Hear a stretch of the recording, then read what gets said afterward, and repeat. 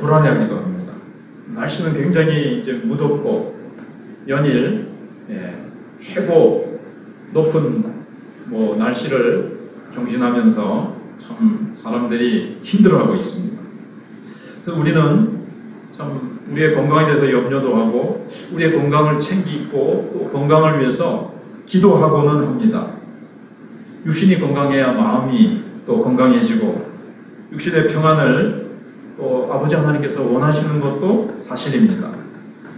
그러면 육신의 건강만으로 우리의 건강이 충분한가 하는 것입니다.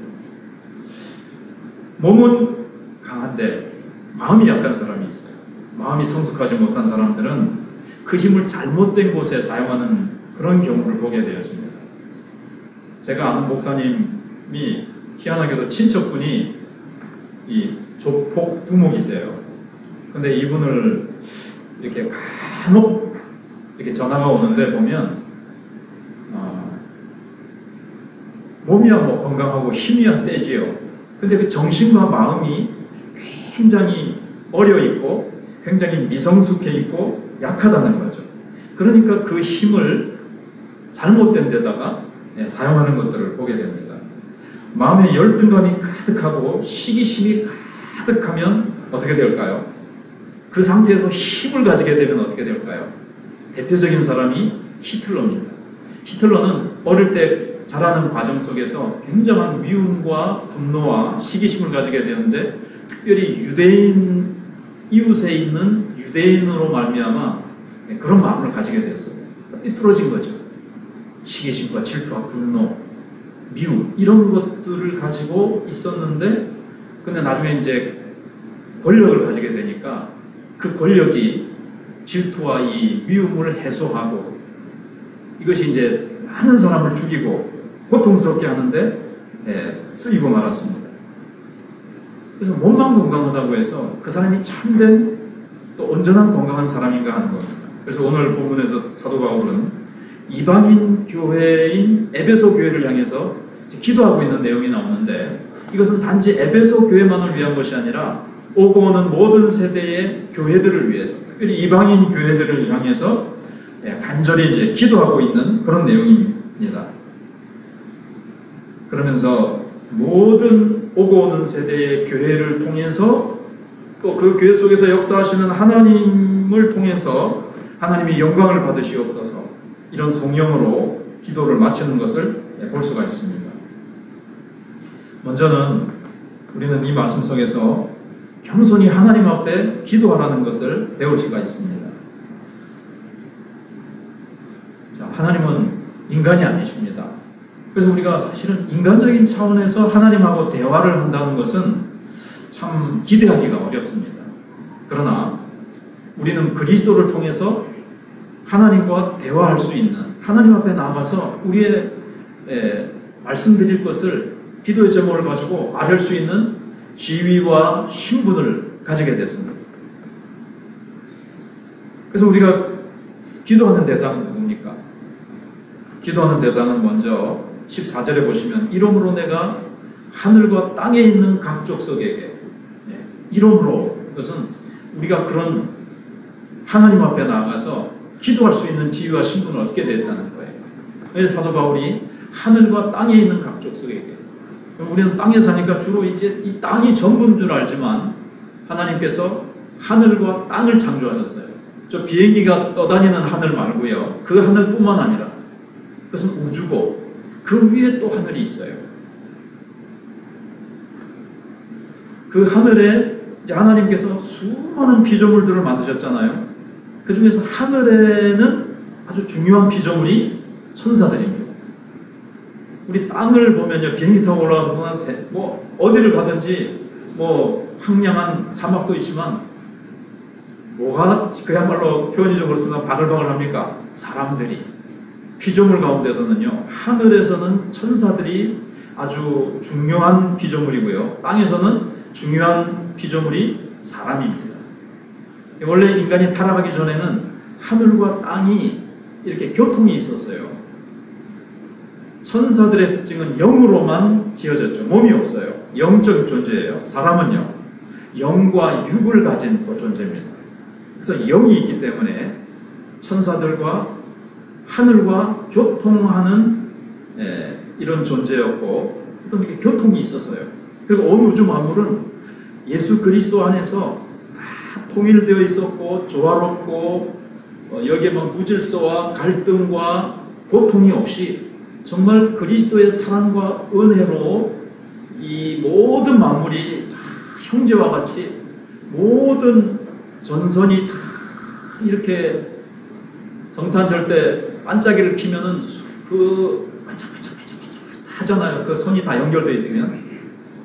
근데 그래서 너무나도 아름다운 이제 영광의 하나님의 영광의 빛을 발하고 있었어요, 온 우주가. 근데 인간이 죄를 범함으로 말미암아 하늘과 땅의 이 교통이 끊어지게 되어지고 하늘과 우리 이 땅은 좀 멀어지게 되어졌어요.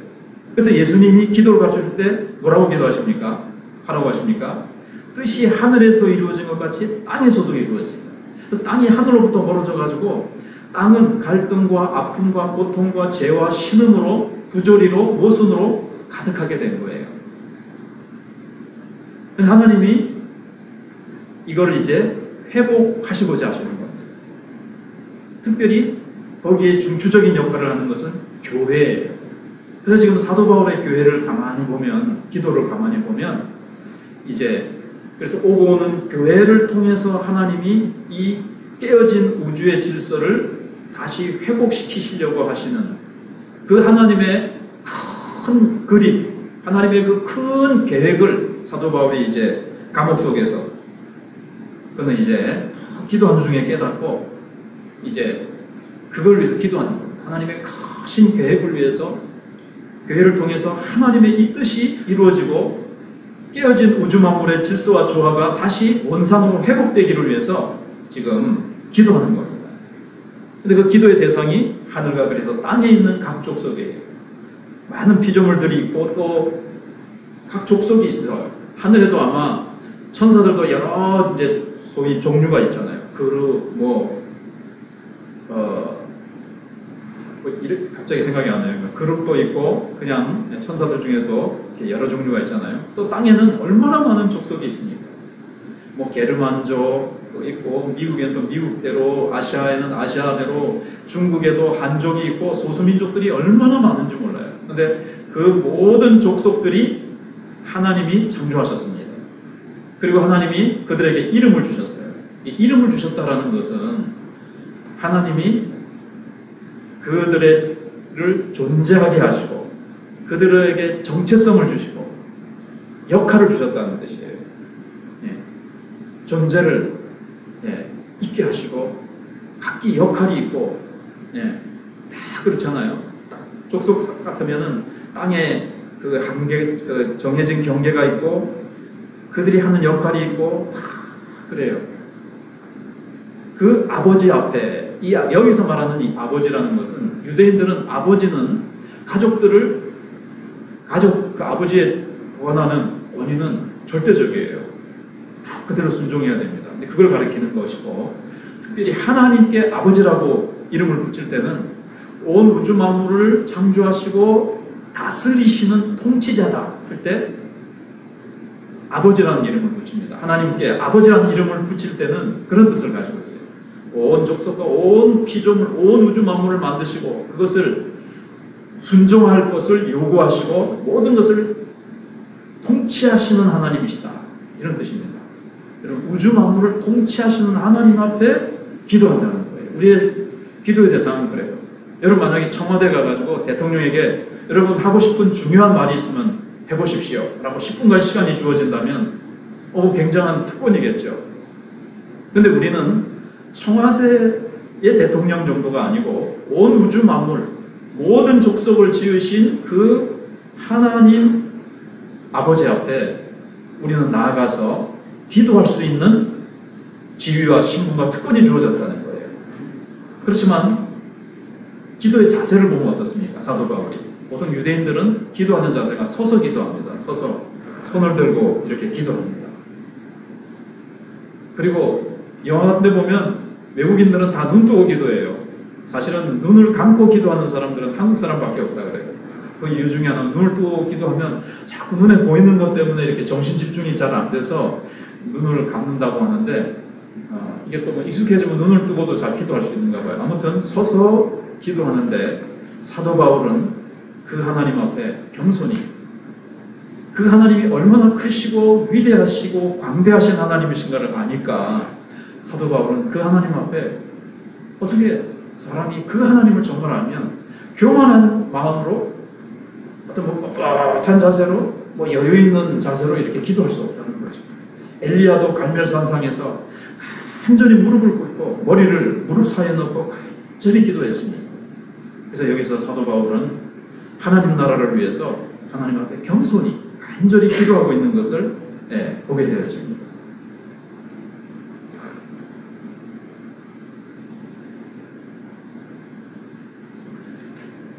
자, 두 번째로 우리가 생각할 수 있는 것은요, 그 하나님 앞에 이제 사도 바울이 먼저 기도의 대상을 생각해 봤죠. 그 다음에 기도하는 자세를 생각해 봤습니다. 그럼 이제 바울의 기도의 제목이 뭔가 하는 겁니다. 여기 보면 속사람을 강건하게 해주십시오, 믿음으로 우리의 마음속에 그리스도가 계시게 해주십시오 라는 기도가 있는데, 저는 그것을 이렇게 좀 묶어서 그것은 그리스도의 임재를 위해서 기도하라, 이렇게 이제 생각을 해봤습니다. 여기 16절을 보시면 그의 기도 제목이 나타나는데, 그의 영광의 풍성함을 따라 그의 성령으로 말미암아 너희 속사람을 능력으로 강건하게 하시오며. 우리가 서론에서 생각해 본 것처럼 우리는 참 겉사람을 참 중요하게 해요. 속사람의 반대는 겉사람이겠죠. 이 몸의 건강 또 얘기하지만, 여기 겉사람이라는 것은 눈에 보이는 것들, 한 달에 회사에서 얼마를 버느냐, 장사에서 얼마 버느냐, 이 사람이 얼마나 세상에서 지위를 가지고 있느냐, 도의원이다, 시의원이다, 뭐 동네 뭐 이장이다, 통장 반장이다부터 시작해가지고 어떤 학교를 나왔고 세상 사람들이 인정해주는 그 눈에 보이는 어떤 그런 것들, 사람들은 그거를 취하기 위해서, 그것이 나를 든든하게 붙들어주고 내 인생을 행복하게 해주고 지켜줄 것이라고 생각하고 겉사람을 중요시 여긴다는 거죠.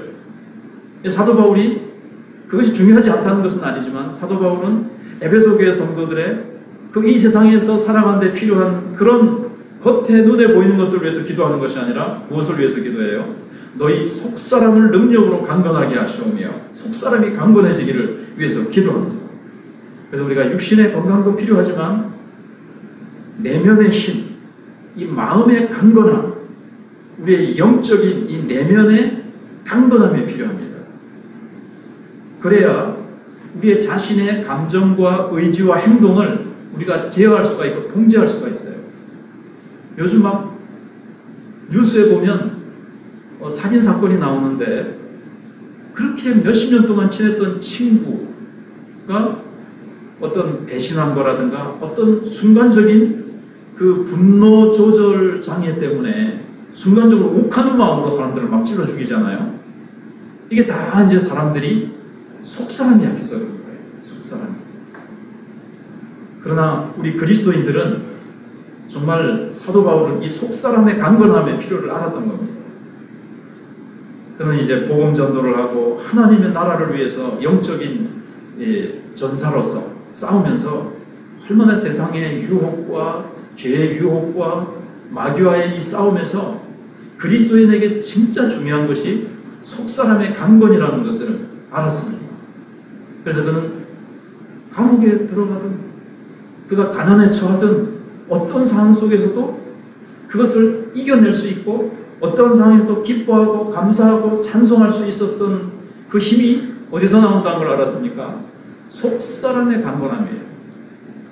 겉에 있는 환경이 좋고 주어진 물질과 환경이 편안하기 때문에 행복한 것이 아니라, 속사람이 강건할 때 죄의 유혹과 핍박과 수많은 사람들의 어떤 뭐 세상에 인정해주는 거, 남의 눈치 이런 거 보지 않고요, 속사람이 강건하면요 소신이 있게 행동하게 되는 거죠. 속사람이 강해야 세상에서 소금의 역할을 감당할 수 있어요. 속사람이 약하면요 세상에 나가서 눈치 보면서 아이고 이거 내가 이렇게 예수님을 드러냈다가는 우리가 이제 지혜롭게는 해야 되겠죠. 뱀같이 지혜롭게.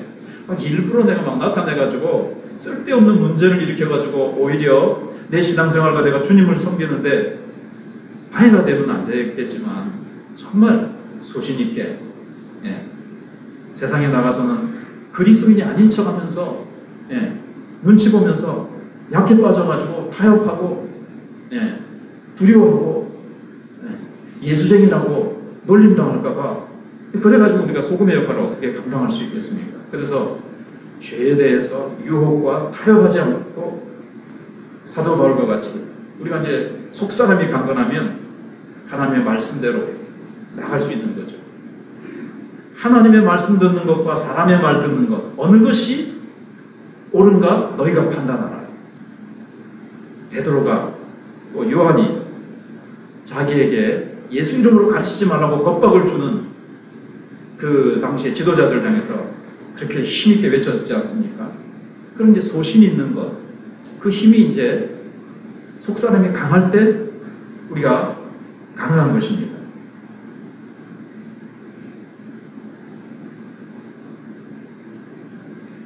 그리고 나서 이제 또 뭐라고, 근데 이제 그것은 어떻게 가능하다고 그랬죠? 16절을 가만히 보시면 무엇으로 말미암아 우리 속사람이 강건해져요? 성령으로 말미암아, 성령의 능력으로 우리 속사람이 강건해지는 겁니다. 내가 강해져야지 이런 뭐 자기 암시 적극적인 사고방식이 아니고 이것은 성령의 능력으로 말미암아 가능합니다. 이제 17절에서 그것을 좀 다르게 표현을 했는데요. 사실은 같은 건데, 여러분 성령이 계신 곳에는 누가 계시죠? 그리스도가 계시죠. 그리스도가 성령으로 우리에게 와 계시는 거예요. 그래서 삼위 하나님 항상 같이 계세요. 그래서 이제 또 다르게 좀 표현을 하자면 믿음으로 말미암아 그리스도께서 너희 마음에 계시게 하시옵고 이렇게 말씀하고 있습니다. 그러면 예수님을 그리스도로 고백하는 사람의 마음속에는 그리스도가 계십니까? 안 계십니까? 당연히 계시죠. 그런데 여기 사도 바울이 왜 그리스도가 너희 마음에 계시게 해달라고 또 기도할까요? 이미 예수 믿는 사람들은 예수님 다 모시고 예수님 마음에 계시는데, 그래서 여기는 예수님을 처음 믿을 때 그리스도를 영접하라 이 의미가 아니라 누구나 다 예수 믿는 사람 속에는 그리스도가 계시죠. 나 다 그리스도가 주님이 되시는 건 아닙니다. 주인으로 모시고 주님이 뜻을 따라서 거기에 내가 순복하고 모든 것을 주님 뜻대로 주님이 정말 주인 되시는 것은 아니에요. 그래서 여기서 뜻은 내 삶의 주인된 자리에 내 마음의 보좌에 항상 예수님을 주님으로 모시고 주님의 통제와 다스림을 항상 받고 또 내 삶을 주님께 내어드리는 것을 말합니다. 무엇을 하든 자녀 교육에 어떤 부인은 예수 믿는 부인은 예수님을 믿기는 믿지만 자녀 교육에 있어서는 세상적인 방법입니다. 서울에는 어느 많은 대형 교회에서는요, 자녀가 고3이 되면 너는 이제 교회 나오지 마라. 주일날 학원에 가서 열심히 공부해가지고 좋은 대학 가서 그때부터 이제 예수 잘 믿어도 된다. 이러면서 막 어떤 심한 사람은 고등학교만 올라가면요, 그냥 교회 나오지 말고 좋은 대학 가서 대기업에 취직해야 네가 연봉도 많이 받고 네 편한 생활이 보장이 된다는 거예요. 예수님은 믿지만 자녀 교육에 있어서는 세상 방법을 따르는 거죠. 주님을 신뢰하지 않는 거죠. 또 어떤 사람은 예수님을 믿지만 세상에 나가서 뭐 자기의 어떤 생업을 할 때는 전혀 그리스도를 찾아볼 수가 없어요. 예수 믿는 사람의 냄새를 전혀 찾아볼 수가 없어요. 그것은 그리스도가 삶 속에서 정말 그 마음 중심에 계시지 않는다는 거죠. 그런데 그리스도는 어떻게 우리의 마음속에 계신다고 했습니까? 믿음으로 말미암아 주님이 우리의 마음 깊은 곳에 자리 잡고 있는 겁니다. 그래서 사도 바울은 속사람을 위해서 기도하는데 먼저 조금 전에 그의 영광의 풍성함을 따라, 하나님의 영광은 풍성합니다. 다함이 없습니다. 모자람이 없습니다. 그렇기 때문에 우리가 성령의 충만함을 구할 때 주님께서 우리에게 모자람이 없이 제약 없이 넉넉하게 부어주시는 것을 우리가 알게 되어집니다. 그래서 우리가 하나님께 제한을 두지 말고 하나님 앞에 늘 성령의 충만함을 구하는 거예요. 하나님의 영광의 풍성함을 따라서 하나님이 뭐 애끼시고 하나님이 뭐 인색하게 하시는 분이 아니시라. 하나님은 뒤에도 이제 19절 이하에도 나오지만 하나님의 그 영광의 부요하심은 제한이 없으세요. 무궁무진하세요. 그 하나님의 풍성함을 따라서 우리가 성령으로 말미암아 그 성령의 능력으로 우리의 속사람을 능력으로 강건하게 해달라고 우리가 기도하라고 사도 바울은 그렇게 기도하고 있습니다. 에베소 교회 성도들을 위해서 이제 우리의 기도의 점이 되어야 되는 거죠. 그 다음에 세 번째로 생각할 것은 굳건하게 세워주는 사랑입니다. 여기 17절 끝부분을 이제 좀 더 생각을 해봐야 되는데요. 그렇게 하면서 너희가 사랑 가운데서 뿌리가 박히고 터가 굳어져서 이렇게 말씀하고 있습니다. 자, 신자가 어디에 뿌리를 박으라고요? 사랑의 뿌리를 박으라는 거예요. 아까 말씀드린 대로 겉사람을 추구하는 사람들은 어디에 뿌리를 박으려고 하겠습니까?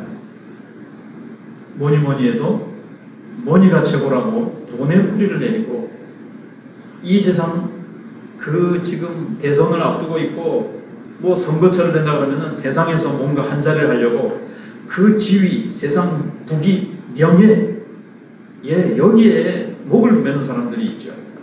우리 그리스도인의 삶의 원리는 사랑입니다. 사랑. 지난주에도 말씀드린 대로 그리스도는 어떤 원리에 의해서 살아가셨습니까? 사랑이죠. 하나님은 그 존재 양식이 사랑이라고 했습니다. 고린도서 13장 1절로 3절에 보시면 내 몸을 불사르게 내어줄지라도 사랑이 없으면 사람은요 사랑 없이 불타는 헌신을 할 수가 있어요. 믿음으로 산을 옮길지라도 사랑이 없으면 소용이 없다고 했습니다. 사랑 없이 그냥 믿음으로 어떤 위대한 일을 할 수가 있어요. 그러나 하나님은 모든 것을 사랑으로 행하십니다. 사랑이 동기가 되어서. 근데 아까 말씀드린 대로 하나님이 이 깨어진 우주를 회복하심에 있어서 회복하시기를 원하신다고 그랬잖아요. 그 중요한 중심이 어디에 있을까요? 그것은 사랑입니다. 온 우주는 예수 그리스도의 사랑으로 온 세상이 조화롭고 아름답게 질서와 어떤 질서와 조화를 이루면서 너무나도 빛나는 하나님의 영광을 드러내고 있었단 말이죠. 그런데 이 사랑이 이제 깨어진 거예요. 사랑이 끊어져. 이것이 다시 회복하는 중심에는 하나님의 사랑이 있습니다. 여러분 아까 성령으로 속사람이 강건해지게 해달라고 했습니다. 성령의 첫 열매가 뭡니까? 물론 첫째, 둘째 이렇게 꼭 순서대로 맺어지는 것은 아니고 이건 동시적인 것이지만 성령의 열매, 9가지 열매, 갈라디아서 5장 22절에 나오는 이하에 나오는 사랑과 희락과 하면서 9가지가 나오잖아요. 첫 번째 열매가 사랑이에요.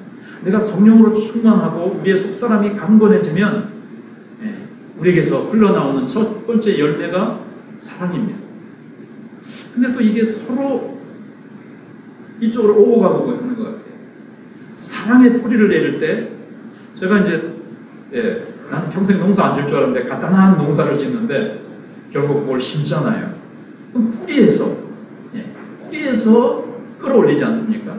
사랑의 뿌리를 내려야 돼요. 이 사랑은 물론 하나님의 사랑이고요. 그 다음에 이 사랑은 또 뭘 얘기하는가 하면 우리가 서로 사랑하는 사랑을 말합니다. 그럼 교회가 언제 이렇게 아름답게 자라가겠습니까? 진정한 성장, 교회 크게 짓고 예산 많고 사람이 많이 모이면 크고 좋은 교회입니까?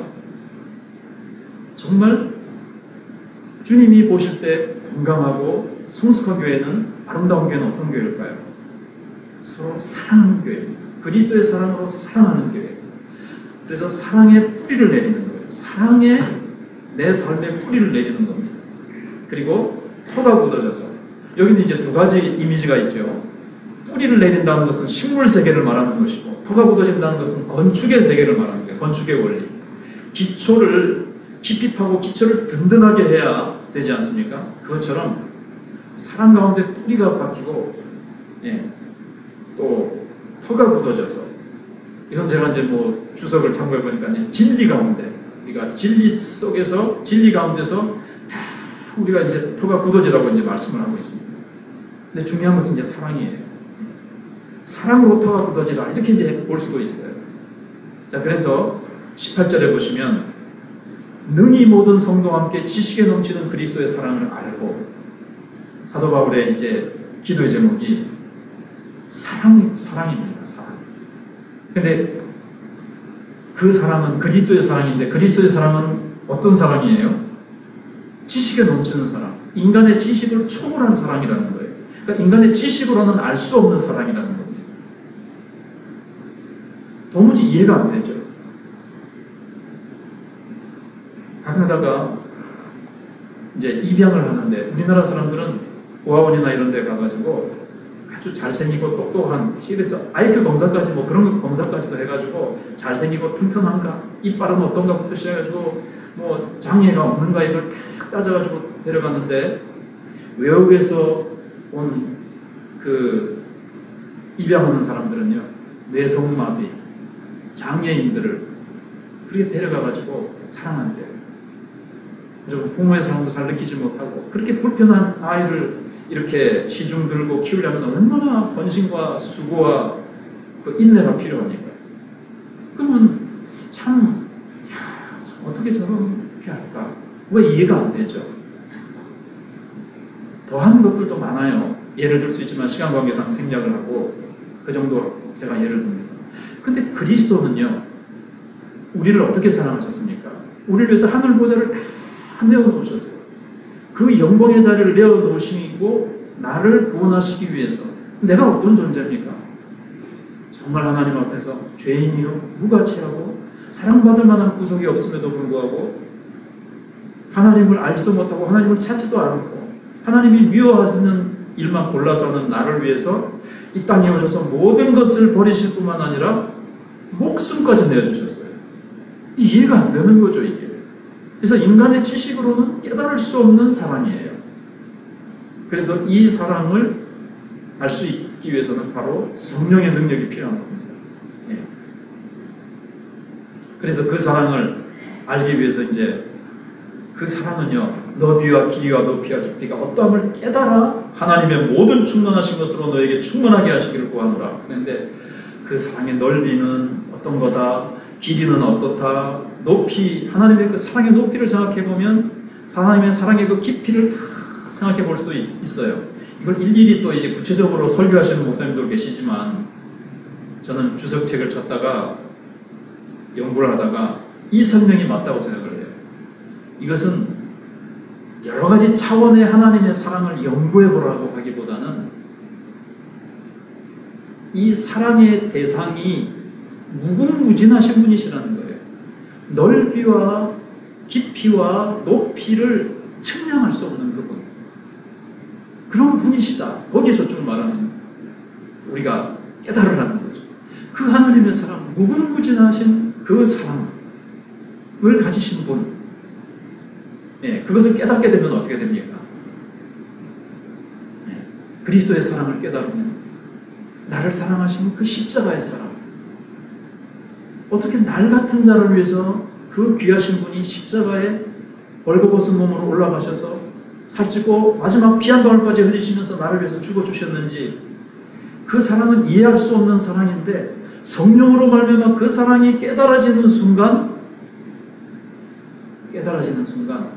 우리는 무엇을 참 마음에 구하게 되는가 하면요, 하나님을 구하게 되어 있습니다. 하나님. 우리는요, 늘 갈급하죠. 우리는 늘 뭘 해도 또, 은혜 받아도 또 그렇고, 또 뭐 해도 늘 우리는 피조물이기 때문에 궁핍합니다.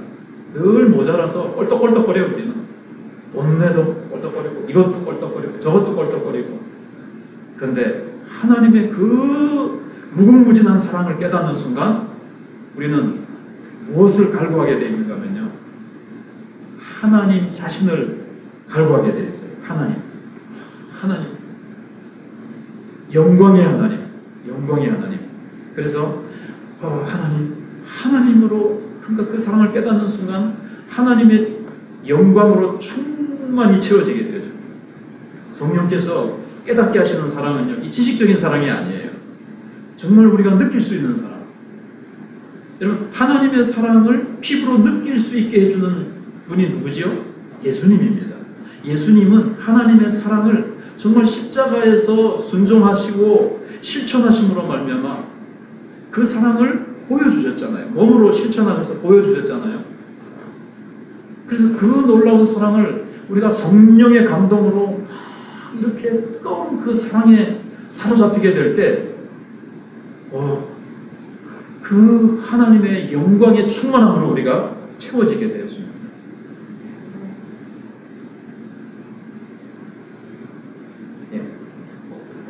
예, 그 다음으로 이제 계속 되어 있죠. 그래서 우리가 그리스도의 사랑을 할 때 하나님의 영광으로 채워지게 되어지고 다 서로 왔다 갔다 하는 건데 우리의 속사람이 강건해지게 되는 거예요. 왜냐하면요, 여러분, 그 부모의 사랑을 받지 못한 사람은요, 사실은 겉으로는 막 이렇게 강한 것 같고 막 그래도 이 참 허기져 있어요. 근데 부모의 사랑을, 엄마의 사랑을 많이 먹고요, 좀 이렇게 얘기해 볼까요? 엄마 찌찌도 많이 먹은 사람은요, 특히 김동호 목사님은요, 5살 때까지 그 엄마 젖을 먹었대요. 아이고 지금 그래라, 5살 때까지. 예. 근데 5살까지 엄마 젖을 먹고 엄마의 사랑을 풍성히 받았기 때문에 자기는 굉장히 그 마음이, 그 정서가 굉장히 안정되어 있고 담대하답니다. 무슨 말씀을 드리려고 하는가 하면요, 하나님이 나를 얼마나 사랑하시는가를 깨닫는 것만큼, 체험하는 것만큼 어떨까요? 담대한 거예요. 하나님이 나를 사랑하시니 누가 나를 대적하리요? 사도 바울이 그러잖아요. 하나님이 나를 위하시는데 누가 나를 대적하리요? 누구야 나에게 덤빌 사람이? 하나님이 나를 위하시고, 하나님이 나를 사랑하시고, 하나님이 나를 위해서 십자가 위에 예수님을 보내주셔서 나를 의롭다고 하셨는데 누가 나를 정죄하리요? 하나님의 사랑은 어떠한 사건이 일어나도 하나님의 사랑 소리를 끊을 수 없다. 높음이나 깊음이나 현재이나 장래이나 뭐 사망이나 기품이나 천사들이나 현재이나 장래이나 이 세상에서 어떠한 사건 사고가 일어나더라도 하나님의 사랑에서 나를 끊을 수가 없기 때문에 하나님이 나를 지켜주시고 하나님이 원하시는 그 영광의 자리로 나를 데리고 가시고야 말 것이다 라는 것을 믿으니까 속사람이 어때요? 강하지요. 그래서 감옥에 들어가도, 내일 죽는다 하더라도 살아서도 내 몸에서 그리스도를 존귀케 할 것이고 죽어서도 그리스도를 존귀케 할 것이라고 하는 이 담대한 마음이 있으니까 속사람이 강건한 거죠. 그래서 그리스도의 사랑에 뿌리를 내리고 그리스도의 사랑으로 내 터가 굳어질 때 세상을 이길 수 있는 그 담대함과 용기와 그 속사람의 강함이 있게 되어지는 겁니다. 그래서 우리가 그리스도의 사랑을 깨달을 때 하나님의 영광으로 가득히 채워지게 되죠. 이것이 회복된 모습입니다. 개인뿐만 아니라 바울이 무엇을 위해서 기도한다고 그랬죠? 교회를 위해서. 교회가 무엇으로 채워지기를요? 그리스도의 사랑에 뿌리를 내리고 교회에서 서로 사랑하지 않고 무관심하고 서로 미워하고 질시하고 갈등이 있으면요, 이 교회가 그리스도의 영광으로 채워질 수가 없어요. 교회가 그리스도의 영광으로 가득히 채워져야 그 충만한 그리스도의 충만함이 세상으로 흘러갈 수가 있습니다. 여기 에베소서 1장 끝절에 보시면요, 22절부터 보시면, 또 만물을 그의 발 아래 복종하게 하시고 그를 만물의 교회의 머리로 삼으셨느니라. 교회는 그의 몸이니 만물 안에서 만물을 충만하게 하시는 이의 충만함이니라. 그랬어요. 교회는 하나님이 만물을 다시 회복시키시는데 어떻게 회복시키세요? 처음 창조하셨을 때 하나님의 영광으로 충만한 상태였는데 그것을 하나님이 다시 회복시키시려고 하는데 무엇이 핵심 주 역할을 한다고요? 교회를 통해서. 그래서 교회가 하나님의 영광으로 충만해야 우리 한 사람 한 사람이 그리스도의 사랑에 뿌리를 내리고 그 사랑을 끌어올려서 서로 사랑하고 사랑으로 우리가 속사람이 강건해지고 사랑으로 우리가 충만해질 때 하나님의 영광으로 충만해져야 이 충만함이 어디로 흘러가요? 내 옆사람을 향해서 세상을 향해서 흘러가서 하나님은 이 우주 만물을 회복시키기 원하시는 거예요. 그것을 위해서 사도 바울이 지금 기도하고 있습니다. 굉장히 크고 원대한 기도의 제목이죠. 우리는 조그마한 거 가지고 기도하지만 사도 바울은 하나님의 그 크신 하나님의 능력을 따라서 기도하고 있어요. 왜요? 20절을 보세요. 우리 가운데서 역사하시는 능력대로 우리가 구하거나 생각하는 모든 얘기에 더 넘치도록 능히 하시니 그분은 우리가 생각하는 정도의 쪼그라운 하나님이 아니세요. 우리가 구하는 작은 것 그것만 들어주시는 하나님이 아니세요. 여러분 내가 기도한 것만큼 하나님이 나에게 응답하셨다면요 저는 지금까지 뭐 이렇게 되지 못했을 거예요. 근데요 하나님은 내가 생각한 것보다 내가 기도한 것보다도요 언제나 더 넘치도록 주시더라고요. 가족 잘하는 사람은 바보라 그러는데 제가 기도한 것보다도요 하나님이 더 착하고 정말 좋은 아내를 주시고 결혼했는데 하나님께서 다른 거 예를 들 거 그랬나? 우리 좋은 자녀들을 주시고 또 뭘 하나 하더라도 하나님께서는 내가 기도하고 생각한 것보다 더 좋은 건 예비하시고 항상 그렇게 하시더라고요. 왜냐하면 하나님은요 정말 충만하신 분이세요. 그냥 에너지와 모든 좋은 것이 흘러 넘치시는 분이세요. 좀 더 여러분들이 큰 걸 못 구하고 더 좀 위대한 걸 못 구하는 것은 여러분들이 욕심이 없어서가 아니라 하나님을 잘 몰라서 그렇고 하나님에 대한 믿음이 없어서 그래요. 이런 믿음을 가지시고 풍성하게 주시는 하나님 앞에 겉사람을 위해서가 아니라 우리의 속사람이 강건해지고 우리 한국교회를 위해서 또 우리의 자녀들을 위해서 좀 더 주님이 풍성하고 놀라운 미래를 우리에게 주시기를 위해서 우리가 기도하며 나갑시다. 이 시간 기도하며 나가겠습니다.